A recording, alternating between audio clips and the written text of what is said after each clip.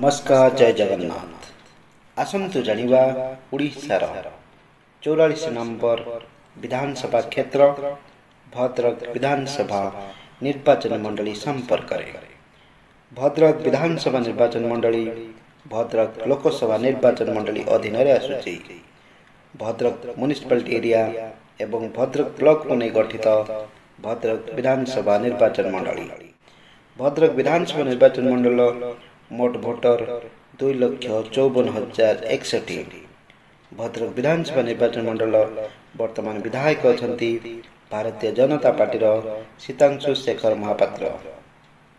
2024 विधानसभा निर्वाचन में सीतांशु शेखर महापात्र तांकर निकटतम प्रतिद्वंदी विजु जनता दलर प्रफुल्ल सामल को 16,066 खंड भोट परास्त करी प्रथम थर उड़ीसा विधानसभा को निर्वाचित होती।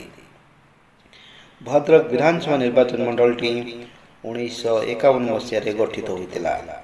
1951 मसीह अनुष्ठित प्रथम विधानसभा निर्वाचन में भद्रक विधानसभा निर्वाचन मंडल विजय लाभ करते कांग्रेस मोहम्मद हानिफ। 1957 मसीह अनुष्ठित द्वितीय उड़ीसा विधानसभा निर्वाचन में भद्रक विधानसभा निर्वाचन विजय लाभ करते स्वाधीन प्रार्थी नित्यानंद महापात्र। नित्यानंद महापात्र 1957 रे 1961 रे एवं 1967 रे जन कांग्रेस टिकेट रे भद्रक विधानसभा निर्वाचन विजय लाभ करी लगातार तृतीय थर उड़ीसा विधानसभा को निर्वाचित होते।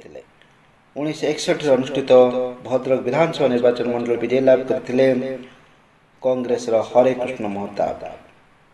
1971 अनुष्ठित भद्रक उपनिर्वाचन में विजय लाभ करते उत्कल कांग्रेस बलराम साहू।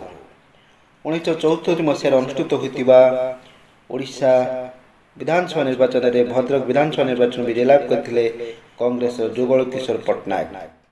से प्रथम थर ओडिशा विधानसभा को निर्वाचित होते। 1977 अनुष्ठित होता ओडिशा विधानसभा निर्वाचन में भद्रक विधानसभा निर्वाचन विजय लाभ करते जनता पार्टी रत्नाकर महांती। 1980 अनुष्ठित होता ओडिशा विधानसभा निर्वाचन में भद्रक विधानसभा निर्वाचन विजय लाभ करते कांग्रेस जुगल किशोर पट्टनायक। कांग्रेस टिकेट रे द्वितीय थर ओडिशा विधानसभा को निर्वाचित होते। 1985 मसीह अनुष्ठित होता ओडिशा विधानसभा निर्वाचन में जुगल किशोर पट्टनायक कांग्रेस टिकेट रे तृतीय थर ओडिशा विधानसभा को निर्वाचित होते।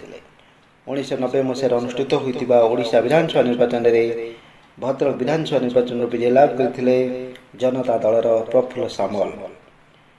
1995 मसीह प्रफुल्ल सामल जनता दल टिकेट रे द्वितीय थर ओडिशा विधानसभा को निर्वाचित होते। 2000 मसीह अनुष्ठित होता ओडिशा विधानसभा निर्वाचन में भद्रक विधानसभा निर्वाचन विजय लाभ करते कांग्रेस बीरेन पलाई। 2001 अनुष्ठित होता भद्रक उपनिर्वाचन में विजय लाभ करते विजु जनता दलर प्रफुल्ल सामल। से तृतीय थर ओडिशा विधानसभा को निर्वाचित होते। 2004 अनुष्ठित होता ओडिशा विधानसभा निर्वाचन में भद्रक विधानसभा निर्वाचन विजय लाभ करते कांग्रेस नरेन पलाई। 2009 अनुष्ठित होता ओडिशा विधानसभा निर्वाचन में भद्रक विधानसभा निर्वाचन विजय लाभ करते विजु जनता दलर जुगल किशोर पट्टनायक। से चतुर्थ थर ओडिशा विधानसभा को निर्वाचित होते। 2014 जुगल किशोर पट्टनायक विजु जनता दल टिकेट रे पंचम थर ओडिशा विधानसभा को निर्वाचित होते भद्रक विधानसभा निर्वाचन मंडल। 2019 अनुष्ठित होता ओडिशा विधानसभा निर्वाचन में भद्रक विधानसभा निर्वाचन मंडल विजय लाभ करते विजु जनता दलर डाक्टर संजीव कुमार मल्लिक। एवं 2024 अनुष्ठित होता ओडिशा विधानसभा निर्वाचन में भद्रक विधानसभा निर्वाचन मंडल विजय लाभ करते भारतीय जनता पार्टी सीतांशु शेखर महापात्र।